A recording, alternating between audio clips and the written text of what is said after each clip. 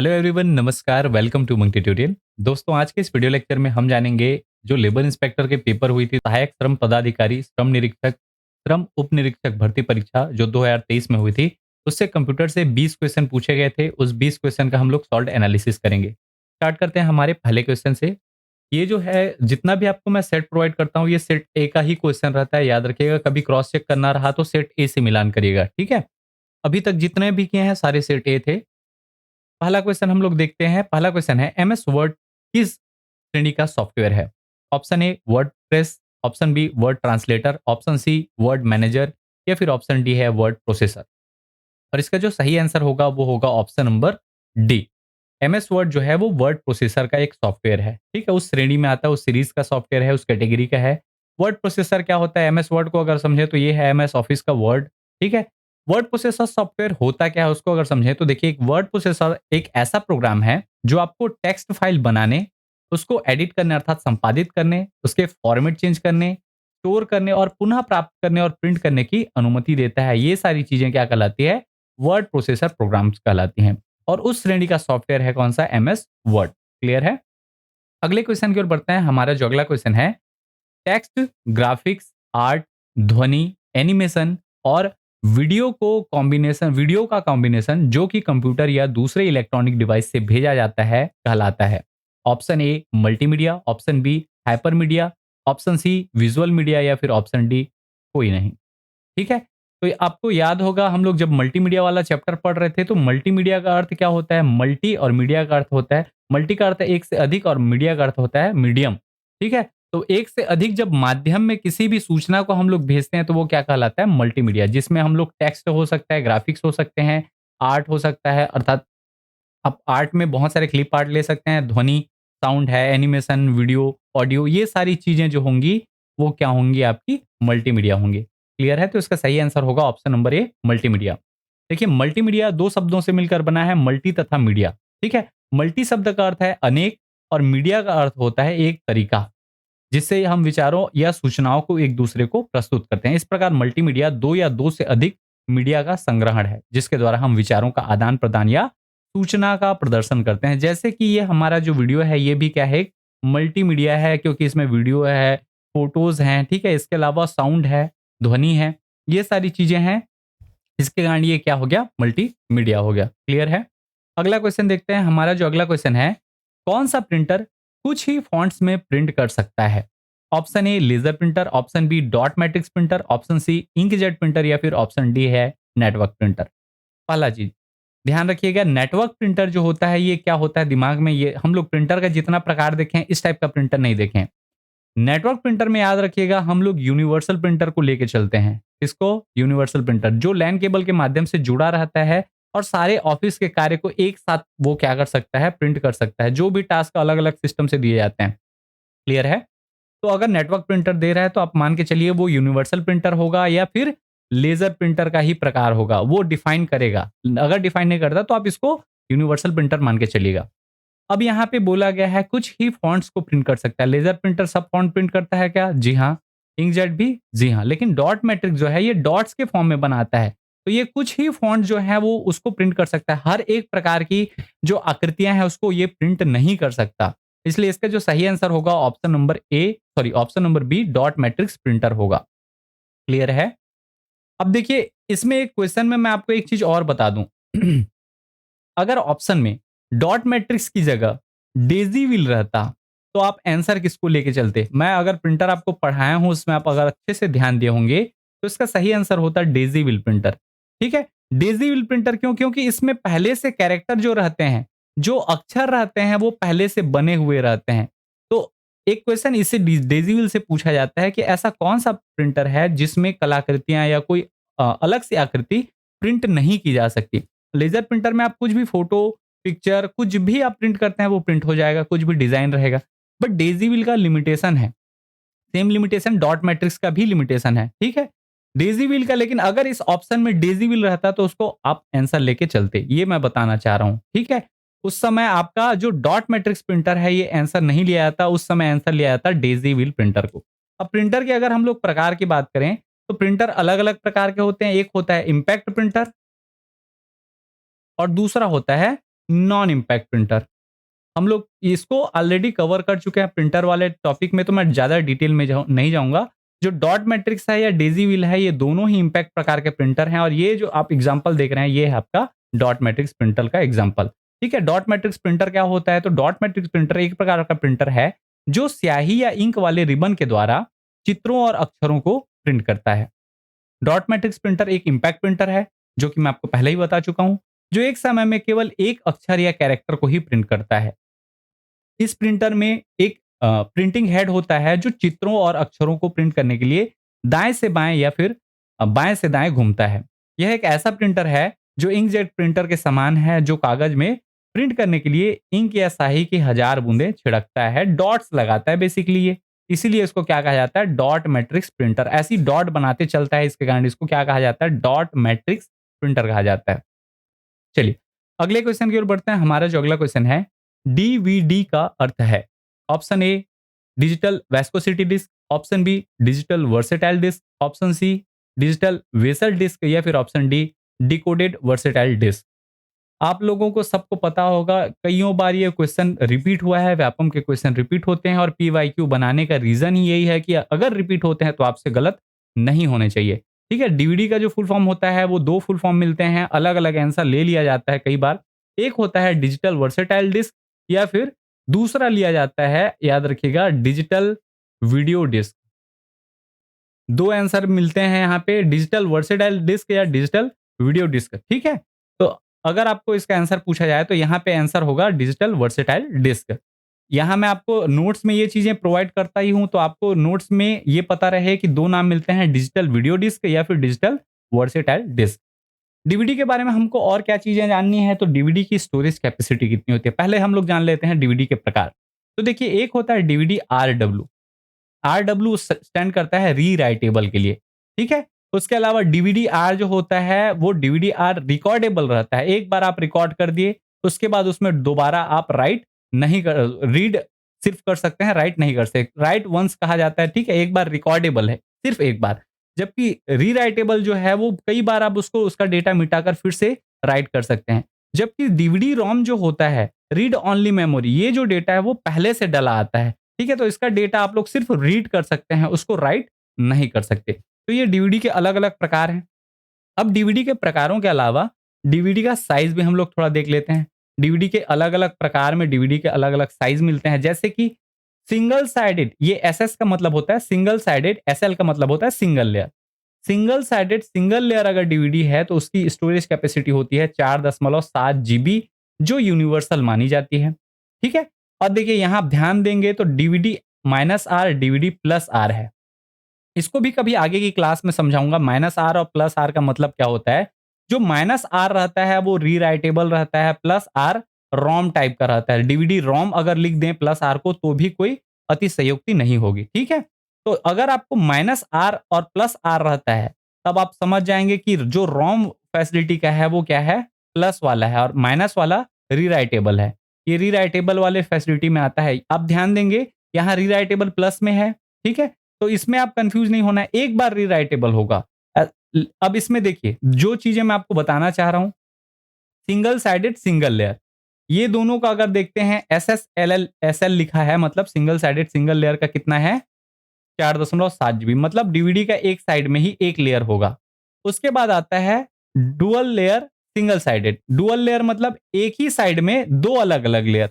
अब उसकी storage capacity कितनी होगी, तो 8.5 जीबी होगी। क्लियर है। इसके बाद अगला आता है डीवीडी डीएसएसएल। डीएस का अर्थ होता है डुअल साइडेड सिंगल लेयर। दोनों डीवीडी के आगे भी और पीछे भी, ये मान के चलते हैं ये फ्रंट है, डीवीडी का फ्रंट पलटाते हैं तो, और ये क्या है, उसका बैक है। तो दोनों साइड सिंगल लेयर रहेगा, सिंगल लेयर रहेगा। उसकी स्टोरेज कैपेसिटी 9.4 जीबी होती है। और उसके बाद डुअल साइडेड डुअल लेयर, दोनों साइड में दो अलग अलग लेयर में रहेगी, उसकी स्टोरेज कैपेसिटी होती है 17 जीबी। तो डीवीडी की कुल 4 स्टोरेज कैपेसिटी मिलती है। कभी आपको क्वेश्चन घुमाने के लिए डीप में पूछ दिया कि निम्नलिखित में से कौन सी डीवीडी की स्टोरेज क्षमता नहीं है। एक ऑप्शन रहेगा 4.7 जीबी, दूसरा 8.5 जीबी, तीसरा 9.4 जीबी, और चौथा मान लो दे दिया 18 जीबी। तो आपको पता होना चाहिए कि जो 18 जीबी है, ये डीवीडी की स्टोरेज क्षमता नहीं है। क्लियर है। नीचे लिखा भी हुआ है SLDL मतलब सिंगल या फिर डुअल लेयर, और SS का मतलब होता है सिंगल साइडेड, और DS का मतलब होता है डुअल साइडेड। क्लियर है? तो स्टोरेज कैपेसिटी भी आप लोगों ने जान लिया डीवीडी का क्या होता है।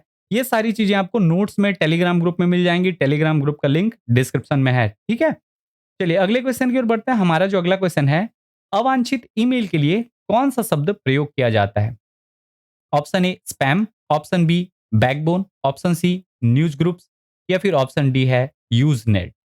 आपको पता होगा अनसॉलिसिटेड ईमेल के लिए या फिर अवांछित ईमेल के लिए स्पैम वर्ड यूज़ किया जाता है। कौन-सा वर्ड यूज़ किया जाता है? स्पैम। तो इसका सही आंसर होगा ऑप्शन नंबर ए स्पैम। स्पैम क्या होता है उसका डेफिनेशन देखें तो डेफिनेशन ही कहता है unwanted and unsolicited email send by automatic messaging system on the internet is known as spam. ये डेफिनेशन हम लोग कईयों बार देख चुके हैं। स्पैम जो रहता है आपके ईमेल में एक फ़ोल्डर अलग से रहता है जिसमें ऑल मेल का एक फ़ोल्डर रहेगा, स्पैम का फ़ोल्डर रहेगा, ट्रैश का रहेगा, रीड का रहेगा, इनबॉक्स का रहेगा। क्लियर है? ये सारे फ़ोल्डर्स जो रहते हैं वो आपके ईमेल में रहते हैं, तो उसमें से स्पैम फ़ोल्डर में क्या रहता है? अवांछित ईमेल रहते हैं, अनसॉलिसिटेड ईमेल्स रहते हैं। क्लियर है?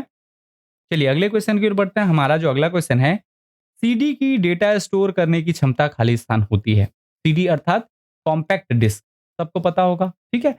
और ये जो डेटा स्टोर की कैपेसिटी आप ध्यान रखिएगा, सीडी का अगर पूछा जाए तो पूछा जाता है यूनिवर्सल, ठीक है? यूनिवर्सल स्टोरेज कैपेसिटी, और वो हमेशा से एक ही रहा है। वो कितना है? 700 एमबी।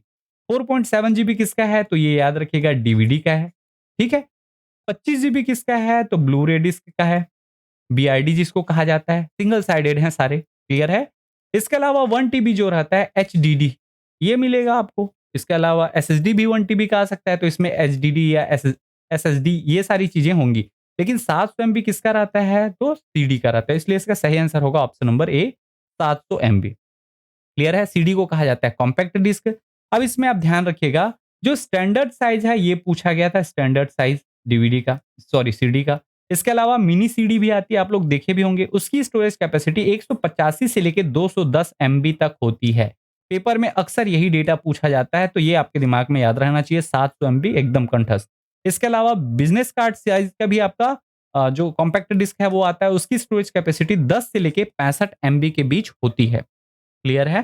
तो ये भी आपका सीडी का एक साइज़ कंपैरिज़न हो गया।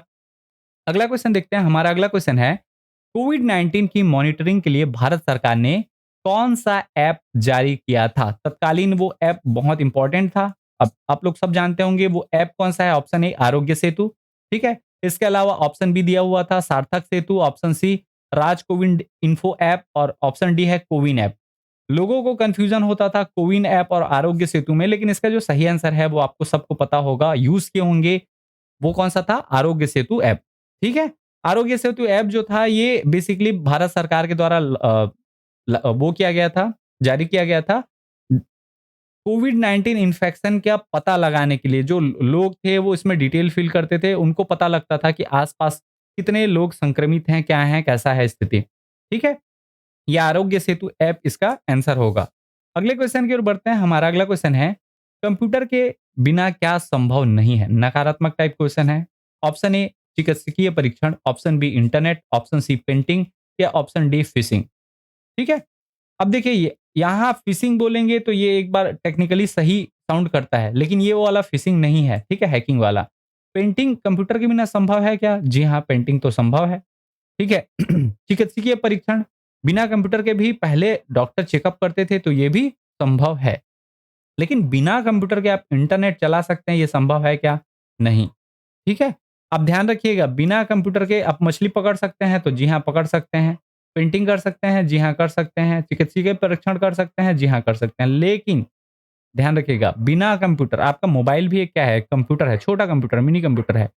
उसके बिना आप इंटरनेट कैसे चला सकते हैं? हवा में इंटरनेट तो नहीं चलेगा, इसलिए इसका सही आंसर जो होगा वो होगा ऑप्शन नंबर बी। बिना कंप्यूटर के क्या संभव नहीं है? इंटरनेट चला पाना संभव नहीं है।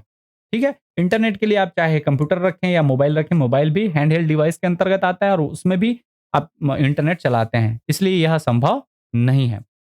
अगले क्वेश्चन की ओर बढ़ते हैं। हमारा अगला क्वेश्चन है, कंप्यूटर वायरस की निशानी है। What are the symptoms of a computer virus? Option A performance धीना धीमा होना, ऑप्शन बी बार बार क्रैश होना, ऑप्शन सी फाइल्स मिस होना, या ऑप्शन डी स्टोरेज स्पेस में कमी होना। ऑप्शन ए इसमें दिया हुआ है एबीसी, ऑप्शन बी है एडीसी, ऑप्शन सी बीसीडी या फिर ऑप्शन डी है एबीसीडी।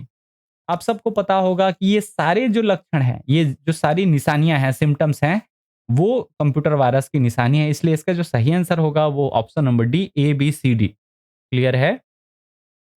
इसमें आप कंप्यूटर वायरस से रिलेटेड ऑलरेडी वीडियो है, तो मैं ज़्यादा डिटेल में नहीं जाऊँगा, इसमें क्या चीज़ें आती हैं, कौन-कौन से वायरस हैं, ठीक है? उसको आप वहाँ अगर नहीं देखे होंगे, तो वहाँ जाकर एक बार देख लीजिएगा। अगले क्वेश्चन की ओर बढ़ते हैं। हमारा अगला क्वेश्चन है, निम्न में से कौन-सा कंप्यूटर का इनपुट डिवाइस है? Option A Ethernet, option B touch pad, option C WiFi device या फिर ऑप्शन डी है L2 स्विच। और इसका जो सही आंसर है, इनपुट डिवाइस पूछा गया है।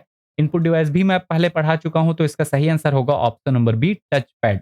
टच पैड जो है वो कंप्यूटर का इनपुट डिवाइस है। इसके अलावा माउस भी इनपुट डिवाइस है, कीबोर्ड भी इनपुट डिवाइस है, ठीक है? जॉयस्टिक इनपुट डिवाइस है, बहुत सारे हैं, ठीक? टच पैड किस प्रकार से दिखाई देता है? तो कुछ इस प्रकार का टच पैड रहता है। ये नॉर्मली आप बाहर से टच पैड यूज़ करते हैं तब। अगर आप लैपटॉप यूज़ करते हैं तो लैपटॉप में नीचे दिया रहता है, ये कहलाता है टच पैड, जिसमें माउस बटन भी रहते हैं लेफ्ट क्लिक और राइट क्लिक के लिए। ठीक है? आप सब अवेयर होंगे इस चीज़ों से। अगले क्वेश्चन की ओर बढ़ते हैं। हमारा जो अगला क्वेश्चन है, पावर पॉइंट सॉफ्टवेयर में स्लाइड्स को प्रेजेंटेशन मोड में दिखाने के लिए कौन सी शॉर्टकट की है? Option A F1, option 2 F3, option C F5 या फिर ऑप्शन डी है F7। और आप अगर पावर पॉइंट का मेरा क्लास देखे होंगे शॉर्टकट की, तो आपको पता होगा इसका जो सही आंसर है वो होगा option number C F5। Most important question है। अगर इसमें इसका आंसर जो है वो F5 है, लेकिन इसमें एक और क्वेश्चन अगर मॉडिफाई किया जाए, क्वेश्चन अगर मॉडिफाई करता हूं मैं, ठीक है? क्वेश्चन क्या कहता है कि अगर power point soft slide show में आप स्लाइड नंबर 5 में हैं और वहीं से आपको स्लाइड शो स्टार्ट करनी है, ठीक है? कौन से स्लाइड से आप मान के चलते हैं स्लाइड नंबर 5 में है और वहां से आपको स्लाइड शो स्टार्ट करनी है, तो कौन सा शॉर्टकट की है? तो याद रखिएगा, शिफ्ट प्लस F5। अब जिस स्लाइड में है उस करंट स्लाइड से अगर स्लाइड शो स्टार्ट करना रहता है तो शिफ्ट प्लस F5। और अगर स्टार्टिंग से, ये F5 में याद रखिएगा स्टार्ट से ही स्टार्ट होगा, मतलब स्लाइड नंबर 1 से ही स्टार्ट होगा ये स्लाइड शो। जबकि आपको स्टार्ट करना है स्लाइड नंबर 5, 6 या फिर 8 में। मान लो आप स्लाइड नंबर 8 में हो, तब शिफ्ट और F5 दबाओगे, तब आपका स्लाइड जो है पावर पॉइंट में वो क्या होगा, स्टार्ट होगा स्लाइड नंबर 8 से। क्लियर है? इसमें F5 में क्या होता है, तो F5 प्रेस करने से पावर पॉइंट में स्टार्ट अ स्लाइड शो प्रारंभ हो जाता है। क्लियर है? अगले क्वेश्चन की ओर बढ़ते हैं। हमारा अगला क्वेश्चन है, डॉट मैट्रिक्स प्रिंटर का दूसरा नाम क्या है? कौन सा प्रिंटर है? Dot matrix printer. Option A impact printer, option B page printer, option C spray printer या फिर ऑप्शन डी है यूएसबी। यूएसबी स्टैंड करता है यूनिवर्सल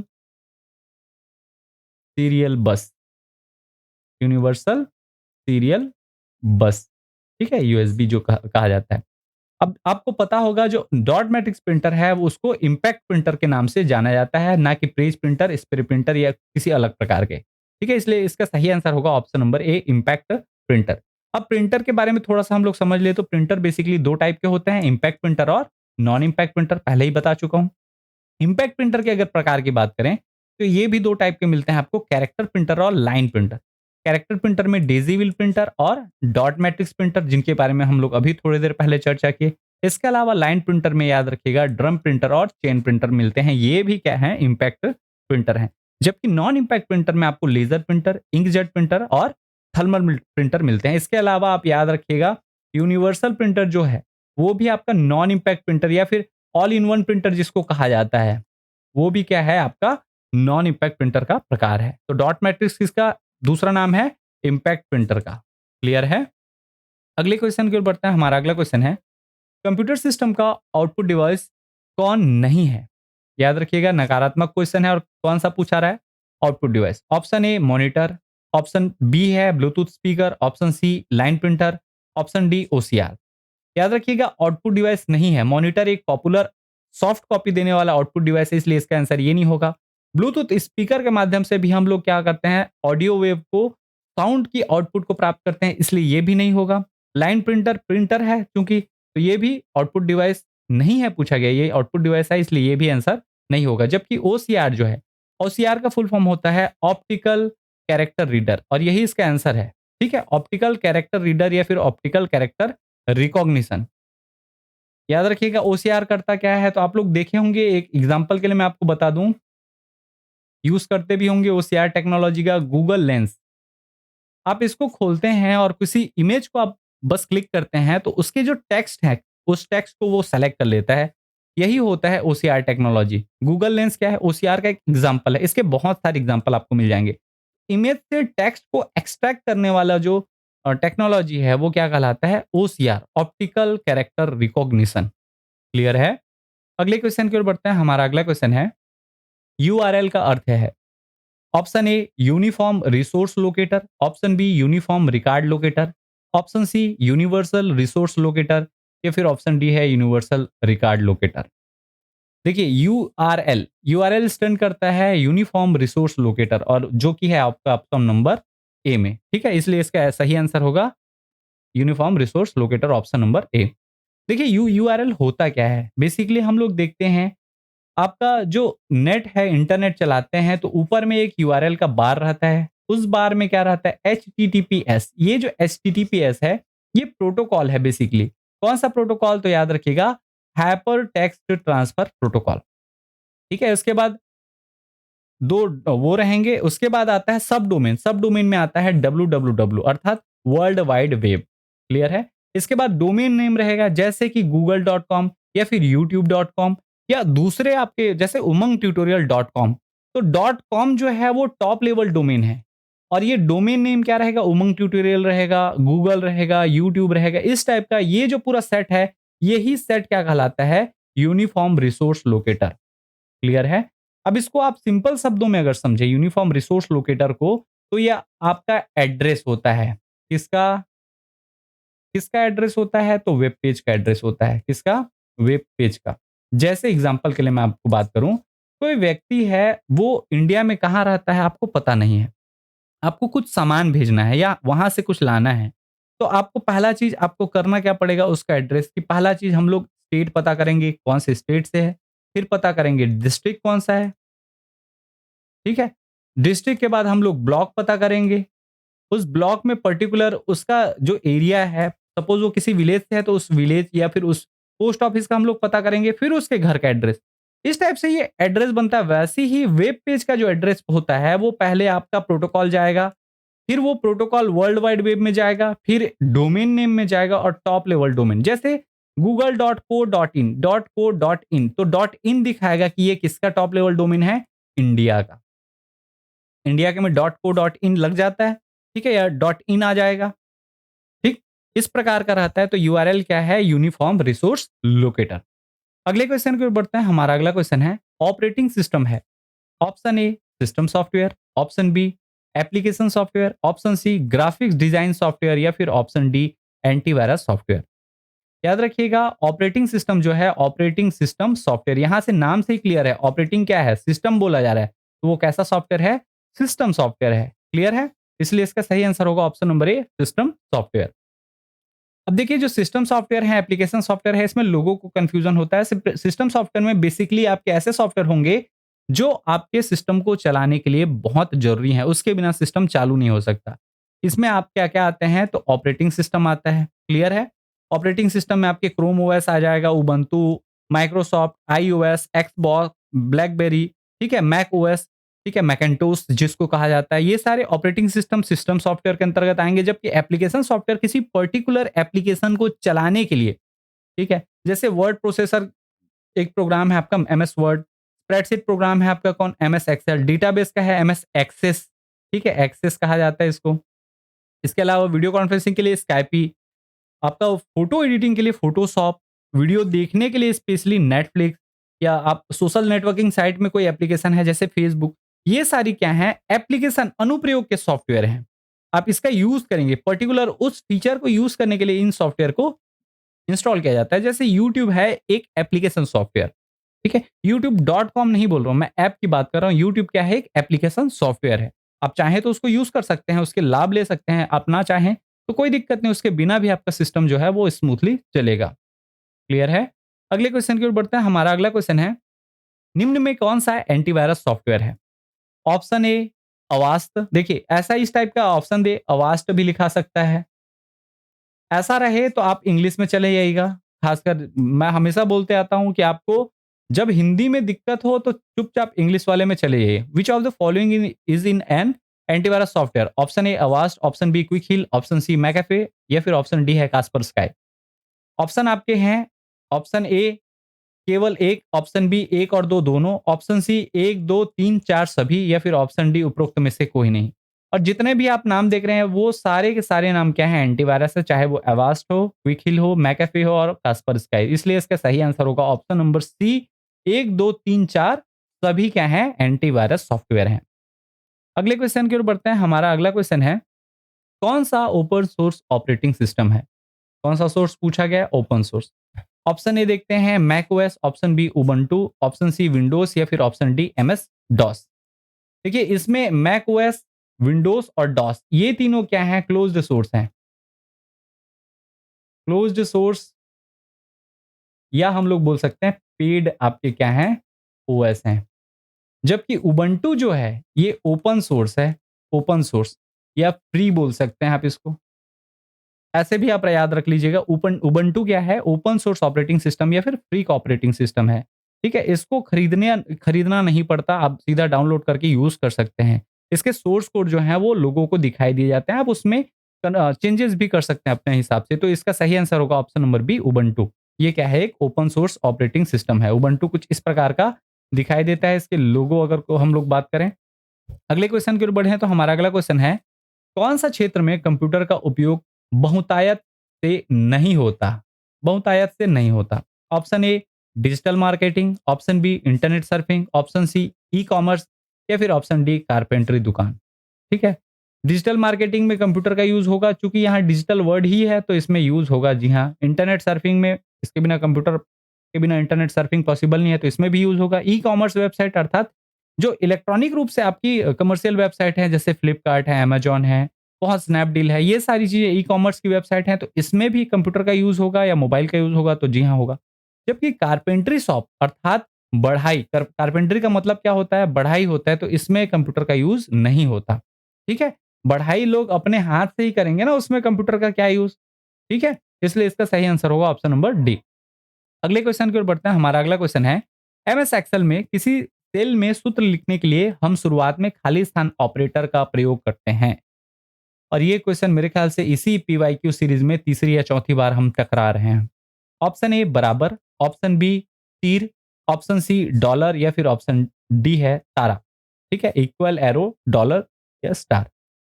हम सबको पता है कि एमएस एक्सेल में जो बराबर है उससे हमेशा या फिर इक्वल टू से ही शुरुआत की जाती है किसी भी फॉर्मूले की। ठीक है, इसलिए इसका सही आंसर होगा ऑप्शन नंबर ए बराबर। ठीक है, एग्जाम्पल के लिए कुछ फॉर्मूले देख लेते हैं, जैसे is equal to some A1 A5। ठीक है, तो ये जो सम है या काउंट है, एवरेज है, मीन, मैक्स, इफ या जो भी कंडीशन रहेंगे, सारे जो फॉर्मूले हैं उनकी शुरुआत कहाँ से हो रही है? तो बराबर से हो रही है। ये ध्यान में रखिएगा, कईयों बार आप लोग देख रहे हैं तो आपको पता होगा, कईयों बार ये क्वेश्चन रिपीट हो चुके हैं। अगला और अंतिम क्वेश्चन है हमारा, डीवीडी में हम खाली स्थान रंग की लेजर किरणों का उपयोग इंफॉर्मेशन को पढ़ने या लिखने के लिए करते हैं। ऑप्शन ए हरा, ऑप्शन बी नीला, ऑप्शन सी लाल या फिर ऑप्शन डी है बैंगनी।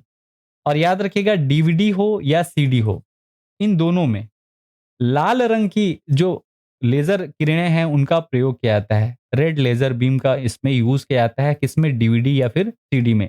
जबकि बैंगनी या फिर नीला, सॉरी बैंगनी नहीं बोलना चाहिए, नीला हम लोग यूज करते हैं ब्लू रे डिस्क में। ठीक है, बीआरडी जिसको कहा जाता है, ब्लू रे। ठीक है, उसमें नाम से क्लियर है, ब्लू रे अर्थात नीली किरण से उस डिस्क को रीड किया जाता है, इसलिए वो इसका आंसर होगा बीआरडी। यहाँ मैं तीनों चीजों को बता दे रहा हूँ। ठीक है, तो इसका सही आंसर होगा ऑप्शन नंबर सी, डीवीडी को हम लाल रंग की लेजर किरणों का उपयोग करके इंफॉर्मेशन को पढ़ने के लिए यूज करते हैं। इसमें लाल लेजर बीम डाला जाता है और पढ़ने और लिखने का काम किससे होता है? लाल लेजर बीम से होता है। आशा है ये सारी चीज़ें आपको समझ आ गई होंगी। ये हमारे कुछ सोशल साइट्स हैं जिसमें आप हमें फॉलो कर सकते हैं। इसके नोट जो हैं वो आपको टेलीग्राम ग्रुप में उमंग ट्यूटोरियल में मिल जाएगा। ठीक है, और वीडियो पूरा देखने के लिए धन्यवाद। अगर वीडियो पसंद आता है तो प्लीज़ वीडियो को लाइक करें। चैनल पर आप नए हैं तो चैनल सब्सक्राइब करें। मिलते हैं बहुत जल्द अगली वीडियो में, तब तक के लिए जय हिंद, जय भारत, वंदे मातरम।